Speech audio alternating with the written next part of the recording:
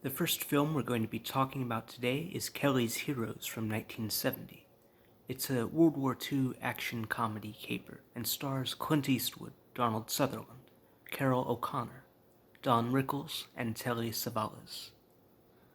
The film starts off when Clint Eastwood, after kidnapping a high-ranking German intelligence officer, discovers that there's 64 million bars of gold just waiting to be picked up 30 miles north behind enemy lines.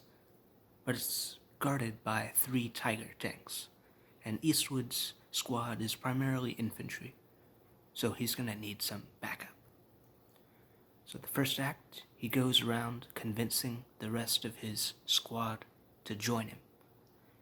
And he goes and meets the Donald Sutherland character, who is a hippie 20 years before hippies were a thing, and who owns 3 Shermans. Obviously, Eastwood doesn't say, hey, there are tigers. He sort of just lets that, on the back burner. And the second act is really the journey that these fellows take. They have a rendezvous with Sutherland's character, and so the second act is Eastwood and company going to meet at the rendezvous point, and then from there going to the city where the bank is. And then the third act compromises the heist and whether or not it's successful. This is a film that is not very pro-war. There's not a lot of patriotism to it, but it's not anti-war either. It's sort of in between, and it's very funny. What works is the relationships between the characters, and the dialogue is just great. It's a film that you can watch and rewatch and still find it as enjoyable the second time you watched it as the first time. What I appreciate about the film is the location. They shot it in Yugoslavia, which is a stand-in for France, but it looks absolutely beautiful. Another thing of interest in the film is the soundtrack, which certainly adds to the element of suspense. The third act in particular is highly suspenseful. You want to know, are these guys going to A, make it out, B, get the gold? And the soundtrack in that third act is quite effective.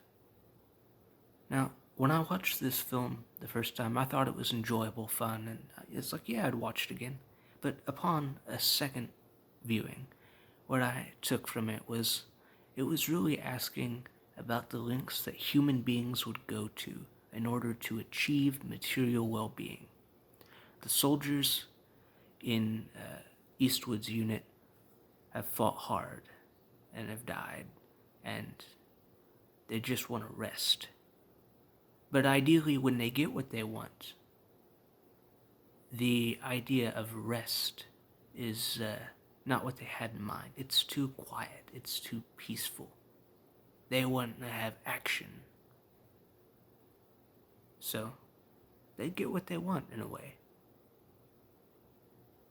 They certainly get action. Fighting Nazis. The film is high spirits, action, adventure. If it's something that you like, I would highly recommend Force 10 from Navarone. It's the next film I'm going to be reviewing, and is also a World War II action film. It stars Robert Shaw and a very young Harrison Ford, right after he did Star Wars. It's a fun one. So, until next time, thank you.